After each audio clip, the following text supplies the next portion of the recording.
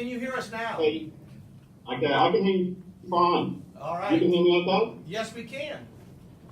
All right, cool. All right, well, I'll just get on with it, Kurt, and talk to the class. Sounds. Okay. Yep, sounds good. Go ahead.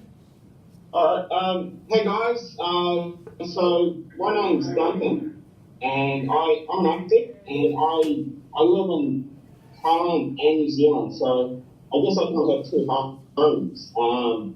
And what I do is I work between Thailand and New Zealand, and I basically design environmentally friendly houses. You can hear me okay? And Yes. Can someone give me? We can. Yeah, okay then. All right, cool. Yeah, so what I do is I share screens. And I guess you guys kind of all, I'd like to think you kind of know where New Zealand is. So basically I'm a New Zealander, and I work on projects in New Zealand. And then I also live in Southeast Asia. So where I am now, I'm talking to you from Thailand, Bangkok. And what I do is I kind of work on projects in Asia, and I also work on projects in New Zealand as well. So those are some of the good things about being an architect. You can get to work all over the world, and you get to work on some pretty interesting types of projects. What I'm going to do is I'm going to show you a project that I've been working on, and hopefully that might be of interest to you. So what I do is I'm an environmental architect, and what that means is that I design houses kind of that work with specific climate conditions, and every country and every region has a different type of climate type. So New Zealand is we're in the green zone here, so this is a very temperate, cold climate. And Thailand is a tropical climate, so it gets quite hot and humid.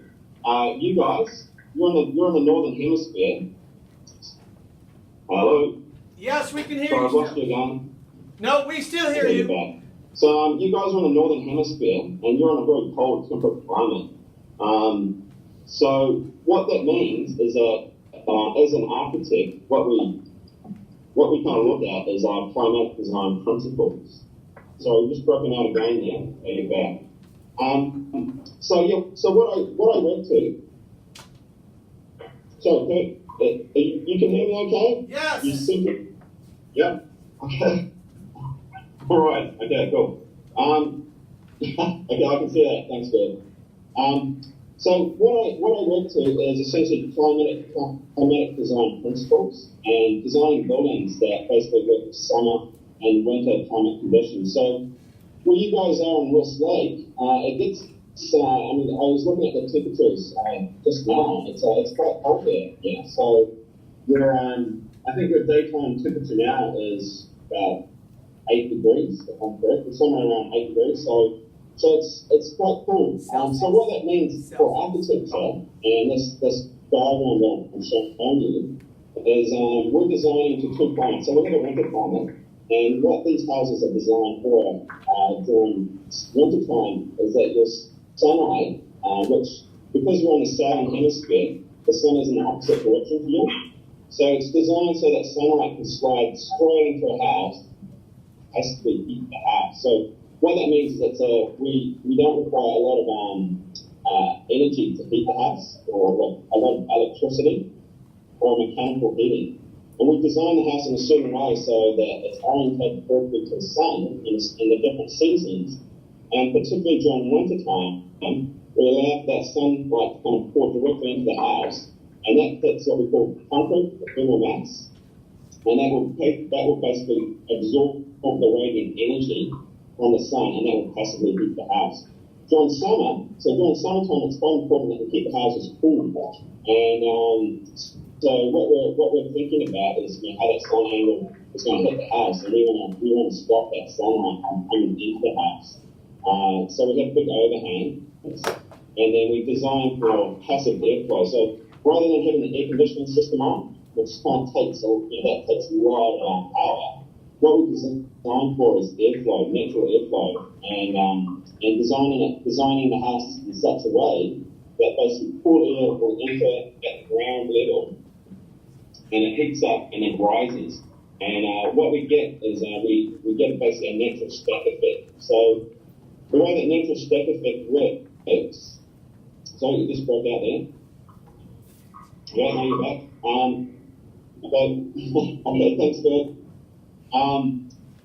So the way that works is that basically air has to naturally exhaust through the house, and then what that does is that it naturally cools the house. And what we're trying to do is reduce the amount of air conditioning or the amount of mechanical airflow for the house, and that reduces your amount of electricity, which is really good for the environment. So I'm just going to jump into another diagram. So this is the same house. So what I have here is there's two things happening. So the first one is we have cross ventilation, and these are the kind of light arrows. And what we're designing for is airflow to kind of pass through the house, which is kind of based on seasonal winds. So you'll have like a summer wind and a winter wind. And what it is, it's designing the house so that natural breezes can pass through the house. And what that does is keeps the house kind of cool. So I think you're breaking up there again. You're back. Okay, thanks. Okay, thanks, Greg. So there's cross ventilation, which is designed for the seasonal winds to pass through the house. And then the stack effect, which is, as I mentioned before, that's allowing basically cool air to come in at ground level, and it heats up and then it exits through the clear story. So the clear story, so this is another cross section through the house. And what we have is we have basically a top-like window, which we call a clear story, and it's designed so that cool air enters from the ground level. And as that cool air enters, it basically heats up and rises. And we get, and this is the beauty about nature. So that air will rise up and it will exit. And then what that does is that sucks in more cool air from the ground level, and then we get a natural convection of basically air moving through the house, which cools the house, which is really important for environmental design. So those are kind of like probably the key kind of principles that I'm going to tell you about today. And then what I'm going to show you is actually a project in New Zealand that I'm working on at the moment. So what I'm going to do, I'm going to zoom in to New Zealand, and I'm going to take you to the site. So we're going to go on a site visit. So this project, it's a house. It's an environmental house, and it's in Auckland. So Auckland is the main commercial city of New Zealand. So New Zealand's not a big country. We have about 4.5 million people, and about 1 million of those people live in Auckland. So that's the kind of the main commercial kind of capital of New Zealand. So the client that I'm working with they're actually American clients, funny enough, but they're moving from San Diego to New Zealand, and we're building their house at the moment. So it's a very beautiful site, and where you see the red pin is where we're going to build this environmental house.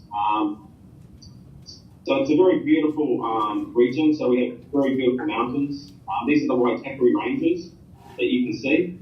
There's a reservoir over here, which this reservoir supplies most of Auckland as clean drinking water. And so all these mountains also clean that water, and that water is basically deposited in this reservoir, and then that's basically what a lot of Auckland uses for its drinking water.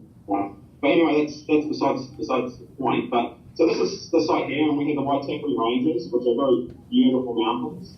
And then we also have a view of the Manukau Harbour, which is a very beautiful and clean harbour.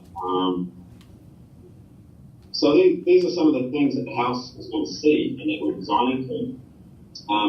But one of the things about the site is that the sunlight is basically, we have the sunlight on the north side of the house. So again, just breaking up there.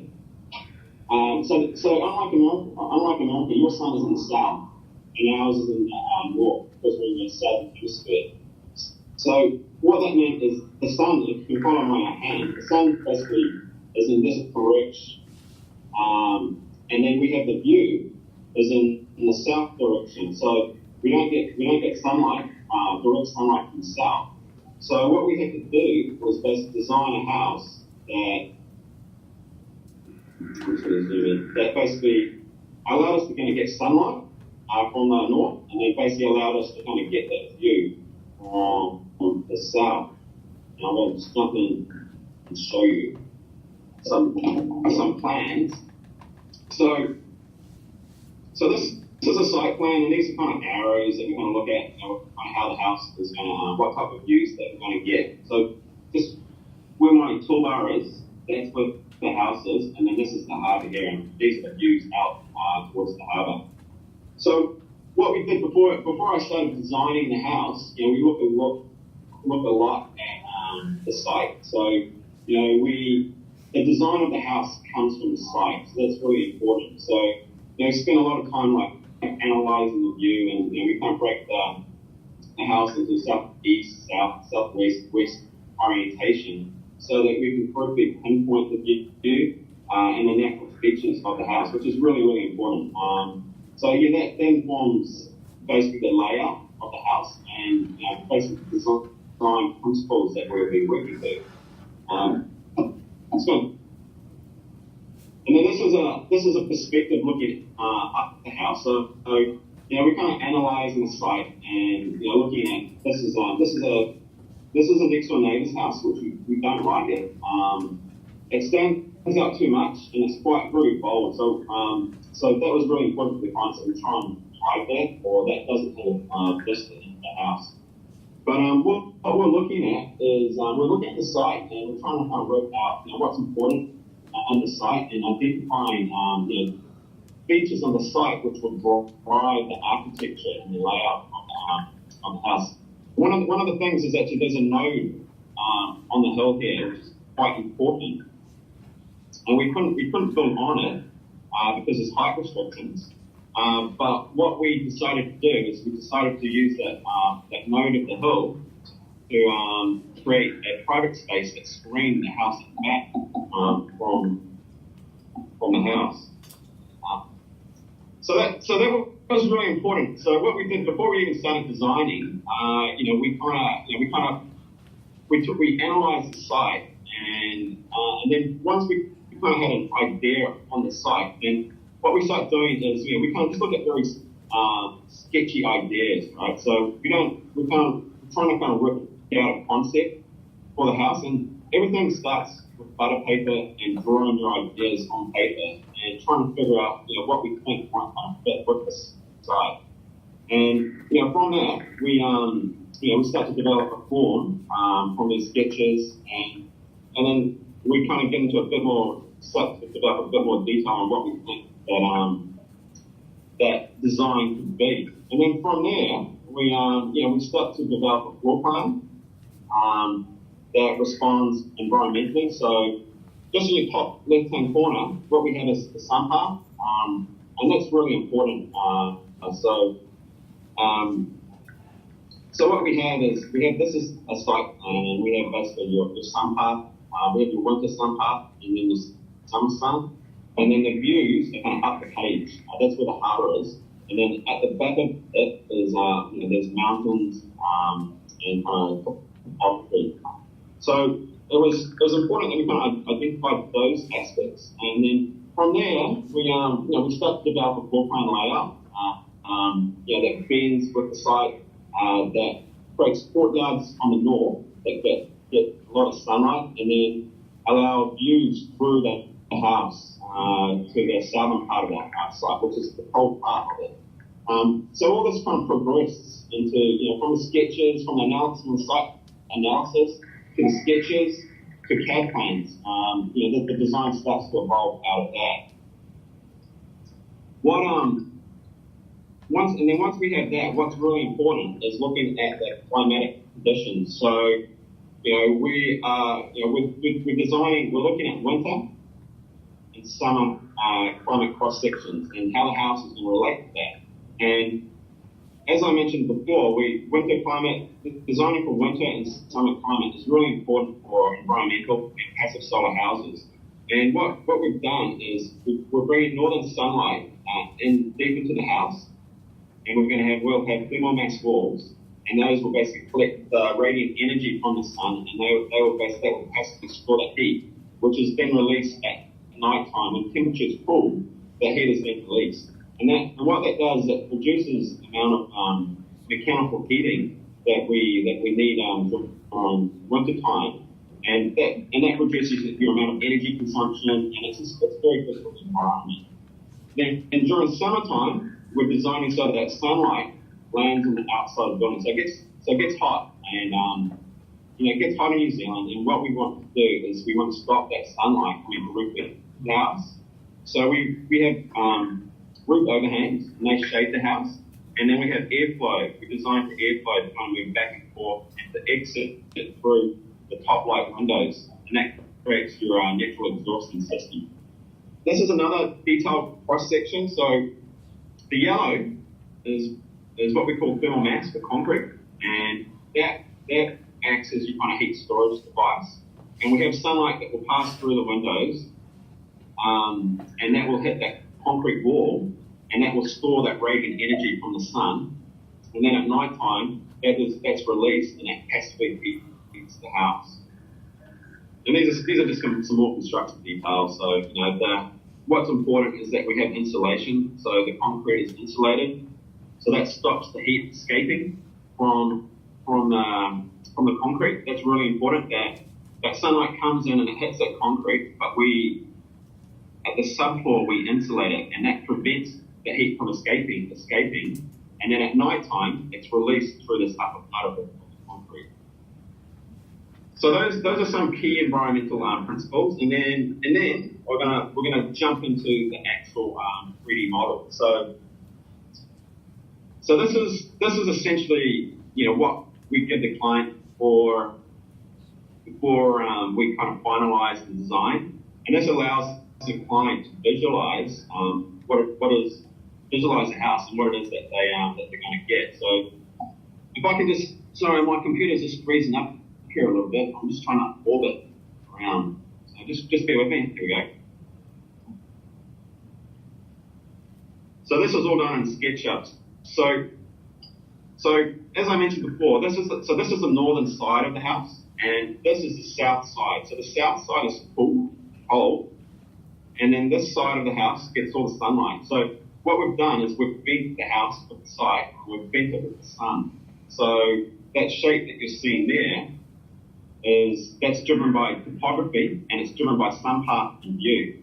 And what we've done is how I mentioned, which I will show you. I'm going to jump into one of the photos.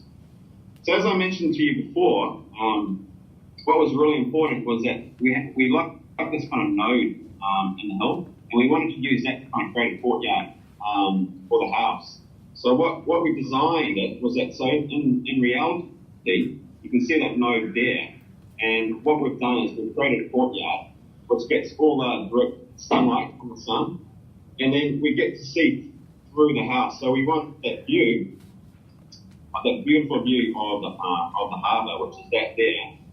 That's a really important design aspect. So the house is designed so it gets this direct northern sunlight, and then we get to see straight through the house to the view. And that also protects the house from the prevailing winds that come off the harbour. So we get quite cold winds. So because we're in the southern hemisphere, we're quite close to the Antarctic, we get basically winds that come up up the harbour, particularly during winter time. And even in summer, and they're quite cold, and they come up the harbour to the site, so they blow onto the house, and they're quite cold. So what we designed for is that the house also buffers the occupants from the wind, and that means that, you know, if the wind is blowing, that you can sit at the back of the house, you can have the sunlight coming in, and you can also basically, you know, sit down and you can look through the house and look at the view. Yeah, really, really important. So I'm just going to zoom out a little bit. So the way that the house is designed is so it bends with topography and the sunlight. So this is the carport. So this is where the cars are gonna go. We originally were going to put, it's also going to be a house that's powered by solar panels. So because it's a very low energy house, that means that it will have basically a solar panel system that provides all the electricity for the house. So originally we put the solar panels on the garage roof, but we discovered there's some big trees just over where my cursor is, and they actually shade garage. So we had to relocate them, and now we're going to put them at the top of the site where there's no shading from the sun. So anyway, that's the garage. This is your kind of living area. So this is entry, your kitchen, your dining area. This is the lounge area. And then all these walls are all thermal mass as well. So all this is concrete, and that's what we're going to use to kind of passively heat the house. And then on the west side of the house, these are your bedrooms. So the idea is that there's a corridor, and then behind this corridor is thermal mass. So you see that I put windows in here as well. So what that allows is that so there's a lot of windows. You notice there's a lot of windows, and that's designed so that sunlight come in through those windows, and those will hit this thermal mass wall, this concrete wall, and that will passively heat the house during winter time, which is really important. And then these top light windows, these will all open up. So all these windows, we call these top light windows, those will all open up during summertime, and they will naturally ventilate the house. So the way it's designed is that essentially these are your bedrooms on the west side. So that's the study of the house. That's your bathroom and your ensuite. This is the master suite. So this is this gets the best view bedrooms. So that's the main bedroom. This is your workout room. And these are all thermal mass walls at the back of it. And then we have a guest house as well. So this will be for guests to come over, and it's designed again. This is designed so that this will be all thermal mass. This is all concrete, and that will all that sunlight comes through these windows here, and that will hit this concrete wall, and that will passively heat winter time. Duncan, we're running a little. Yes. We're running a little limited on time here. Okay. So that's fine. I'm almost kind of I'm almost kind of done actually. Okay. What do you want a question and answer time at all? Well, some of the kids may have some questions for you. All right. Okay. Well, let me just jump. So sure. I think you can understand how the house works, how it looks, and then after all that, so at the moment we're building it. So this is it now. So these photos were taken last week. So it's coming into summertime and sunset spring. So we're sitting in the middle of that kind of nice yellow tomatoes. But this is that thermal mass wall that I was talking about. So you can see it's in the painting. You can see the thermal mass walls at the back of it. I'm just going to go to another photo. That's the guest unit.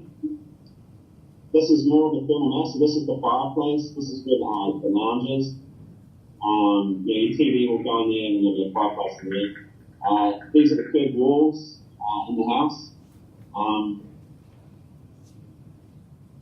That's the fireplace again. And then that's the view. So how I was talking about the courtyard. So that's that courtyard, which is really important. And then in this area here, you can see the beams, and those will be the glass windows, and people will sit down there and they will look through that beautiful view. So yeah, I think that's probably those are probably the key things, Kurt. So if you've got any questions, hopefully I can answer them. When it's finished, can I stay in the guest house for a little bit? Absolutely. It all comes at a price. So if you're willing to pay for, if you want to fly down Who's there, got a I question? can definitely organise it. All right, here we go for some questions. All right. Is it hard to design houses according to the sun's location in different parts of the world, or do you just flip the design? Sorry, you just broken up there. She asked. So, Okay. hey, I kind of got half that question. Could you say it again, please? Okay. It looks like our Okay. microphone Can you kicks. hear me? Yes, we can. Hello? Can you hear us or no? Sorry, can you ask the question again? I didn't hear it. Sure. Can you hear us now? Hello? Hello. It must be our connection. It was doing really well for a while. Maybe that's it. Hello. Hello. Sorry, I can't hear you. Hello. I guess I we're going. can't hear you. Good. Okay. I think what we'll do is we'll There's no cancel it, sound. and if you have some questions, you can give to me, and then I can ask. We can try. I think maybe I'll just got you back. I'll just hang up and get another connection, so I can't hear you. So I'm just going to hang up, and then I will call you back. Okay. So, I think it might be on my side. What questions? We only have like maybe 5 minutes before I really want to get things back in order for my room here. Do you have questions then? Okay. Where is he?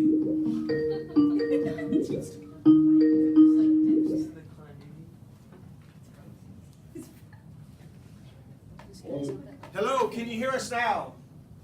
yeah, I can hear you now. That's Okay. good. Sorry. Yeah, that's probably just connection. We're halfway around the world, aren't we? Chloe had a question. No, we're not doing too bad. What was it again? Oh, was it difficult to design a house in different locations according to the sun path? No, it's not. So I think the thing about environmental design is that you understand how the sun works, and the principles are the same. I mean, as long as you understand, where the sun rises, where it's going to be at lunchtime, where it sets, you can design anywhere. So there's a lot of scientific information as well. So you can basically you can look at all the different statistics online. So no, I think probably the thing about sun path is that once you understand the concepts of sun and shading in different climates, then you can design anywhere. Just in case we cut out again, I'll just email you some of the other kids' questions if you don't mind, Duncan. Yeah, sure, by all means. We only have about 4 minutes. I've got more questions here. Casey? What are the measurements of the house? What are the measurements of a house? Yeah. Is that right? Yes. So the measurements of a house. So we work in a metric system. So you guys work in imperial. So we work in metric. So it's centimeters and millimeters and meters. So for this house, the size of the house is about 300 square meters, which I think is around about 3,200 feet. Okay. Yep. Matt? Would this type of house cost more than a regular house? Does this house cost more than a normal, plain old house? Well, it depends what a normal house is, really. So that's a good question. That's a very, very good question. Everything is driven by economics, and economics, is the reality of a project, really. So this house, for what it is, I can tell you how much it's going to cost. So this house is going to cost 1.2 million New Zealand dollars to build, which is probably around about 800,000 US dollars to build. So that's a lot of money. But it's a house that will last for probably about 100 years, and it will have super low energy consumption, and it will be nice to live in. So I just lost you there. Yep. So that's a good question, and it's a hard one to answer, but there's different variables for prices, different ways to justify it. But I guess this is it's an economical architectural house, I guess. One more question? How often do you do these types of projects? How often do you do these types of projects? Well, this is my job. So I do it every day. I run a small company, and basically all my clients, want these types of houses, and so I every day I work on these types. I'm lucky enough to work on these types of projects. Yes, go ahead. When did you get the idea of getting the job? When did you get the idea of being an architect and using passive solar techniques as your main strategy? So I was always good at kind of arts and drawings, and I was good at making things with my hands. I wasn't really that great at kind of physics or kind of math, but I was good at kind of creating things and and thinking for myself.